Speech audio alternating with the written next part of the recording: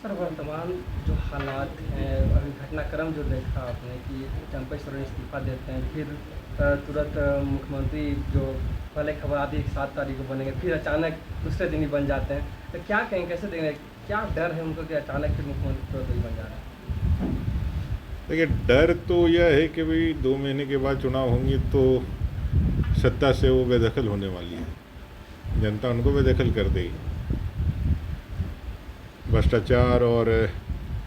यहाँ के लोगों को जो वादा खिलाफी उन्होंने किया है, युवाओं को ठगा है, महिलाओं को जिस तरह से अत्याचार का सामना करना पड़ा है, आदिवासी अस्मिता को जिस तरह से तुष्टिकरण की राजनीति के कारण खतरा पैदा हुआ है, डेमोग्राफी जिसके बारे में हम कहने से वो राजनीति कर रहे हैं बीजेपी, ऐसा एलिगेशन लगाने वाले आज हाई कोर्ट के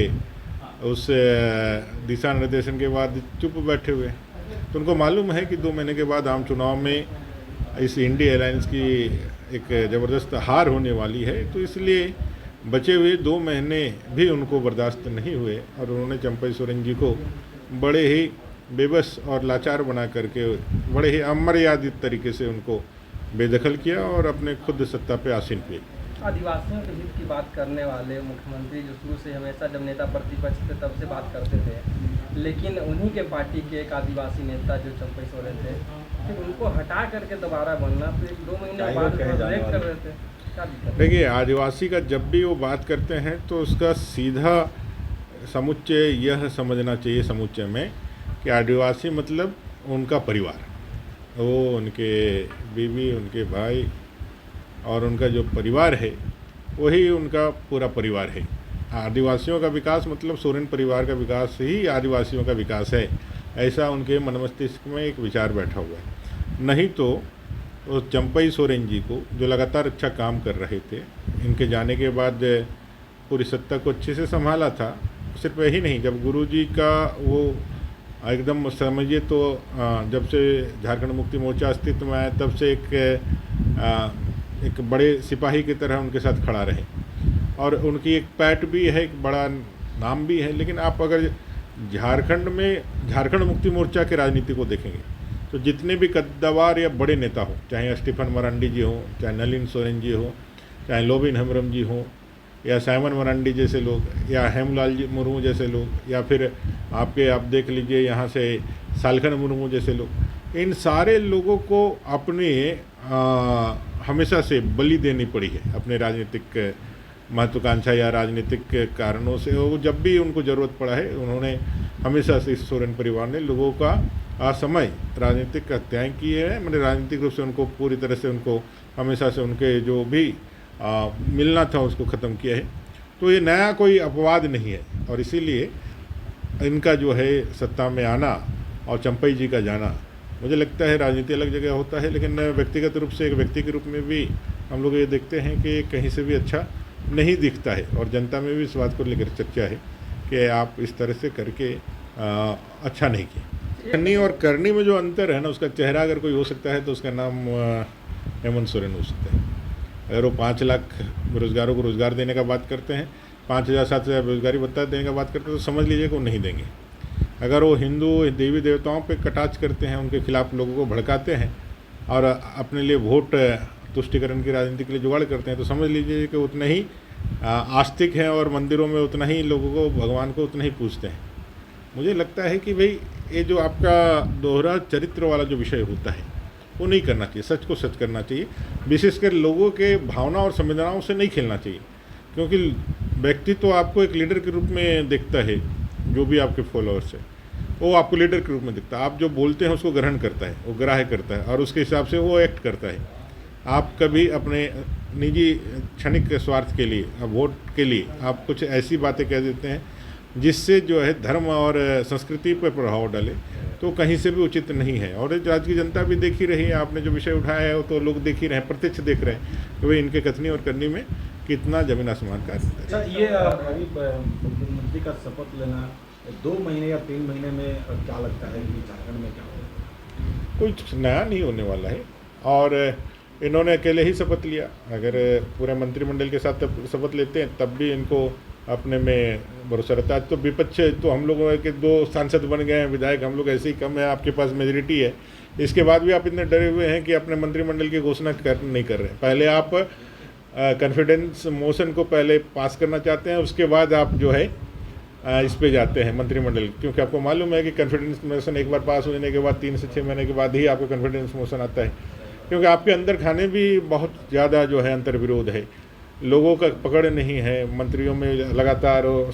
रिसफलिंग के लिए और ज़्यादा हकमारी के लिए कि भाई हम झारखंड को ज़्यादा लूटें, 2 महीना बचा रह गया है तो दोनों हाथ दोनों पैरों से जितना ज़्यादा लूट सकते हैं उसको लूटें, ऐसा उनके मन की प्रबल इच्छा है और इसको पूरा करने के लिए 2 महीने का समय। इसीलिए बोलता है ना, जो तलब भी ऐसी है कि बर्दाश्त नहीं होता है, भाई इतना तलब है कि भाई कुर्सी से 2 क्षण भी दूर रहना, 2 महीने भी दूर रहना उनके लिए कंटक के समान था। इसलिए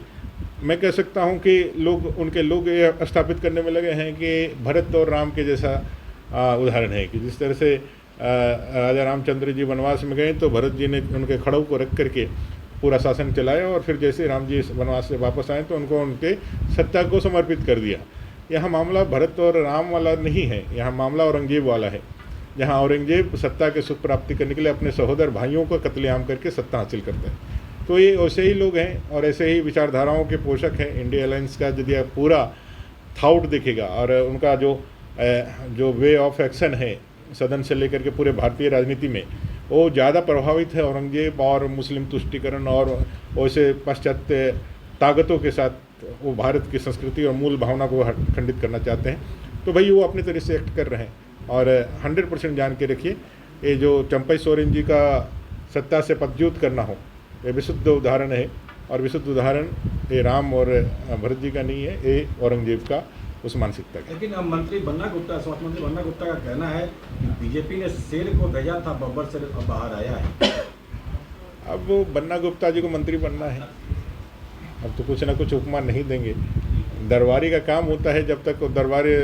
राग दरबारी नहीं गाएगा तब तक बादशाह जो है उसको कोई पुरस्कार से सुशोभित अलंकृत नहीं करेगा। तो राग दरबारी है, राग दरबार गा रहे हैं ताकि उनको वापस लिया जा सके। सहायक पुलिसकर्मियों पर क्या कहिएगा? अत्याचार है, अन्याय है और एक बड़ा उदाहरण है इनका कि भाई किस तरह से इन्होंने एक एक वर्ग को ठगने का काम किया है, अपने बोली से, अपने वचन से। बोली ऐसी है बड़े बड़े कि भाई लोगों को मन में इच्छा जाएगी कि मुझे ये मिलेगा। वचन ऐसा है कि भाई अगर नहीं होता है तो मैं राजनीति से संन्यास ले लूँगा। ऐसा वचन दे करके, ऐसे बोल करके उन्होंने लोगों को ठगा है और लोगों के मनोभावना और संवेदना के साथ खेला है। और अब जब इनका उत्तरार्ध है और बचे हुए 2-3 महीने ही हैं, इनके पास कोई जवाब नहीं है और एक ठगा हुआ एक समूह जो लगातार आपके लिए काम किया, आपके लिए माहौल तैयार किया, आपके लिए आपके गुण गाएं, आपके कसीदे पढ़ें, आज वो समूह आज खड़ा होकर के अपने अन्याय के खिलाफ लड़ाई लड़ रहा है और भारतीय जनता पार्टी का सपोर्ट है। और मैं आपके माध्यम से उनको ये कहना चाहता हूँ कि हम ही लोगों ने आपको सृजित किया था और ये जान के रखिए, झारखंड को बनाया हमने, संवारेंगे भी हम भी, और आपकी समस्याओं का समाधान भी भारतीय जनता पार्टी के नेतृत्व में जो सरकार बनेगी, नई सरकार 2 महीने के बाद, 3 महीने के बाद, वो आपके सारे मांगों का निस्तारण करेगी और उसको सही तरीके से उसको सुलझाएगी। एक आदिवासी युवक नजर आई कि हम लोग भाजपा के बाप नहीं हैं, हम लोग इस झारखंड की बेटी हैं, आदिवासी समाज से हैं, कम से कम इसे अपनी बात 100%। देखिए, जो भी अपने हक और न्याय की बातें करता है इस सरकार के विरोध में, उसको भाजपा के एजेंट बता दिया जाता है। अगर कोई यदि इस सरकार को आँखों खोलने के लिए या फिर कोई सही आँख डाल के उंगली दिखा करके यदि इसकी खामियों को उजागर करता है, तो उसको भाजपा का एजेंट बता करके अपने आप को उससे पलड़ा झाड़ लेते हैं। लेकिन हकीकत तो हकीकत है, सच्चाई तो सच्चाई है, इसको छिपाया नहीं जा सकता है। और सच्चाई यह है कि आप आदिवासी होने का तो घोषणा करते हैं, मैंने सदन के अंदर भी कहा था कि आप आदिवासी लीडर हो सकते हैं, आदिवासी के लीडर नहीं हो सकते। आप पूरी तरह से सभी का प्रतिनिधित्व नहीं कर सकते हैं। तो इसलिए आप इस लिहाज से आपको समझना होगा कि भाई जो लोग हैं, जो उनका डिमांड है उसको पूरा करिए और इस लहजे से मत करिए कि भाई कौन आदिवासी है कौन गैर आदिवासी है। इस लहजे से कि झारखंड के 3.5 करोड़ जनता है और झारखंडियों के उन्नयन का काम और झारखंड की उन्नति में आपकी जो भूमिका हो सकती है सकारात्मक, वो करने से आपको भी आनंद आएगा, आपके मन को भी संतुष्टि होगी। नहीं तो फिर आप जब